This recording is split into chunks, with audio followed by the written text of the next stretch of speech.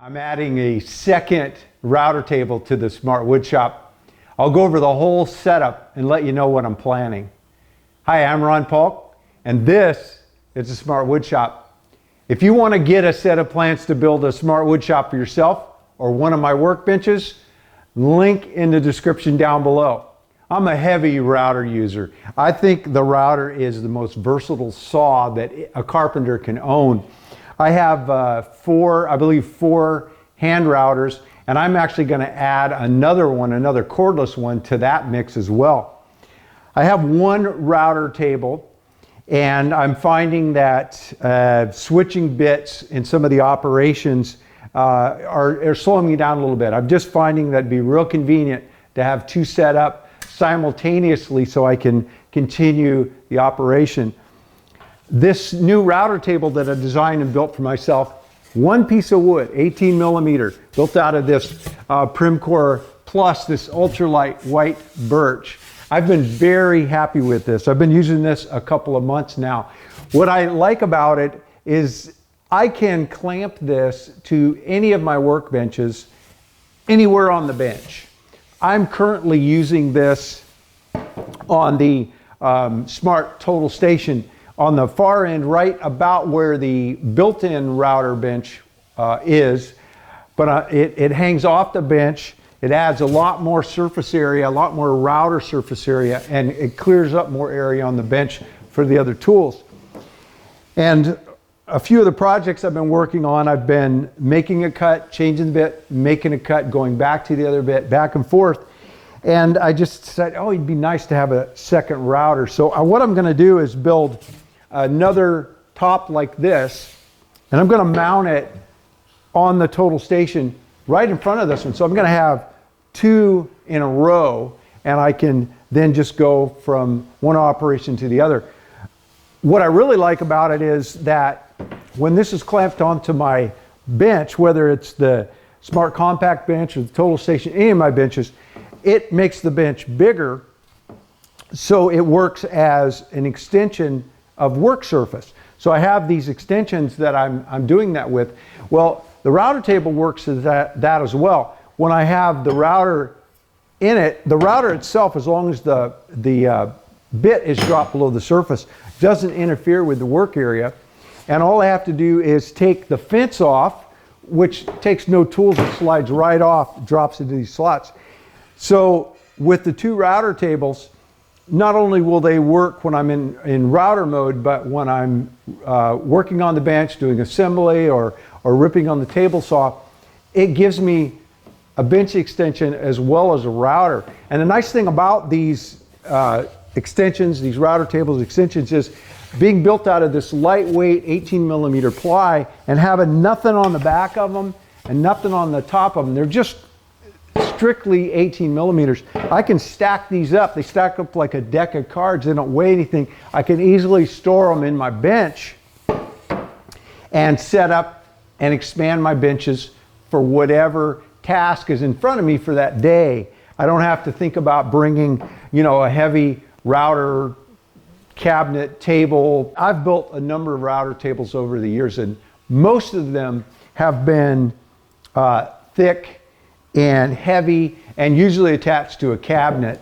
And I'm just finding that this is far better. I like this better than any of those that I've spent a lot more money and time building.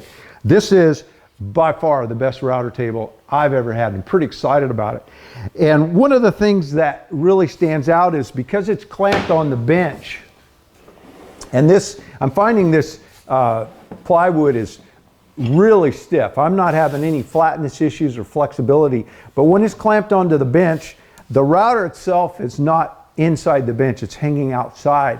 What I like about that, what I've discovered I like about that, is that accessing my router for speed control and turning it off and on, the router's right there. It's not in a cabinet, it's not in my bench.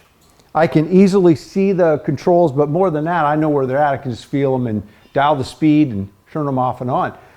That saves me the cost and hassle of having to have one of those remote switches. I used to add those to all of my router cabinets so that the router was kind of tucked inside and trying to get to the power switch. not safe, and also it's kind of cumbersome. Well, this one, the switch is right there. I don't need to have the expense of that extra switch. Plus, I don't want anything attached to I want this to stay just a single piece of plywood. So there's absolutely no reason for me to add one of those switches. Even if they were at no cost to me, I still wouldn't use them. It isn't going to add any advantage. I've got the switch right there. I could easily turn it off and on. And then, of course, the speed controller for it is right beside, at least on this Milwaukee, the speed controller is right beside the off and on switch, so I can adjust the speed of the bit. Pretty easy to do. So I really like those aspects of the router table. So what I'm going to do is build another router table, and I've built this router fence, which again, I'm also really liking this. I have the Woodpecker aluminum super fence, fantastic fence, fairly expensive, but worth every penny because the detailing of it and all it offers. But it's big and it's heavy, and I'm really liking this. Again, with this white birch, it's just so light, and this is so stable, and this is really easy to build. So I'm going to build another one of these as well. A lot easier for me to throw this on the table than bringing out the aluminum one. Is not only heavy, it's physically a lot bigger as far as the depth of it because of the micro adjust and those things. So I'm going to build another table, and I'm going to build another fence, and I've already picked up another router. So I like these Milwaukees, and this is not a plunge router. This is a fixed base router. But what I like about it, and there may be other routers on the market that offer this, but I haven't found a single one. Porta-Cable is another brand I've used a lot in my benches over the years. I highly recommend for your router table that it be a 3.5 horsepower. It's nice to have those big motors for turning the bigger bits, and also speed control. So big motor, 3.5 horsepower, and a speed controller is important for your router table. The thing that this particular one offers that I haven't found in another brand is the built-in depth adjust. It's built in to the base. So I don't need the added expense of these lifts. This is, if you like a lift, this Woodpecker is fantastic. Again, they make really good stuff. So the precision of it, this micro dial in the depth right there, and they've got a scale. I mean, this is a precision piece. Very, very nice. And I've got the same motor mounted in it. So you can mount different motors in that as well. But what I like about this Milwaukee is that it's got that depth, at least for doing just moving the bed a little bit, built in. So by undoing the clamp, I can, just reach undo the clamp, and then I can just reach underneath and dial the motor up and down and really get that fine adjustment right where I want it. Also, they include with this router a T-wrench. So with this mounted in your bench, you could actually stick this in through the top. Whoop, wrong side. Stick this in through the top and move it up and down. So this is the other end of that micro adjust. You can move it up and down from the top. And if it were in a bench, that's the way you would want to do it. But because mine's in a tabletop and it's right there, it's just easier for me to reach down and dial it right there with, and not have to get the wrench out. The one piece that I'm waiting on, I like these Woodpecker plates. I've had a lot of different brands, and there's a lot of good ones out there, but the throat plate, the way it is not screwed down, it's easy to take off and on. You can buy a kit of them with different size holes for different size bits, so you can get it really close for a better cut and more safety. So I've got a bunch of those, and they work in my lift, they work in all of my plates. So this is the plate that I've ordered, but for this router. So this one is not cut and detailed for this router. Ironically, it's kind of a secret handshake to find the Woodpecker plate for this router, because it's listed for the big the big 3.5 horsepower Porter cable, but it's the same holes and mounting. And I know that because going way back, my first woodpecker plate is this phenolic one, which they don't make anymore, but it's identical plate to the aluminum one, except that it's phenolic. But it's got, you can see, this is how I started. This is the motor that's in this lift is the one that was in this for years. So I just moved it from here to here.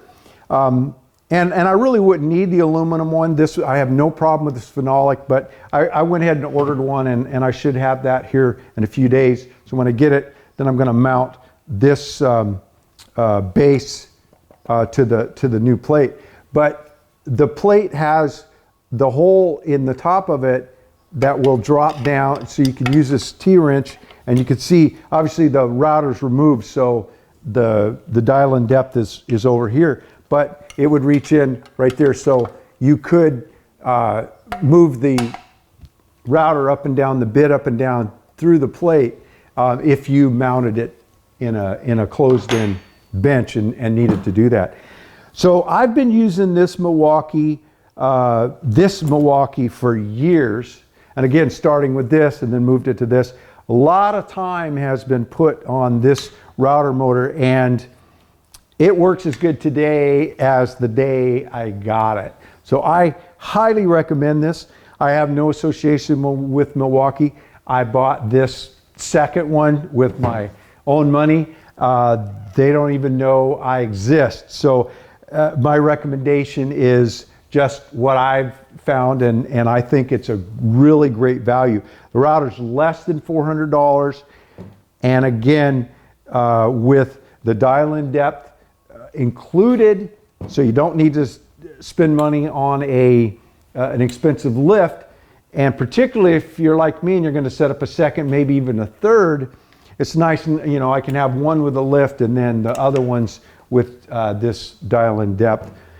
The other thing is with the speed controller, that's another, a lot of routers, a lot of big motor routers have that, but it's important because if you don't get that, then you got to buy that separate. So for the one-time price, you get, you know, the whole package. You just need to buy, as with any router, you need to buy the plate, the appropriate plate that fits your needs. So I will put this router and the plate, the aluminum version of this that works with Milwaukee, I'll make sure they're both in my store. In fact, I'll put links in the description of this video down below to take you directly to them if you choose to purchase one. Disclaimer, if you use my Amazon store to purchase these, Amazon does pay us a little bit, but they don't charge you any extra, and of course that helps pay to make these videos.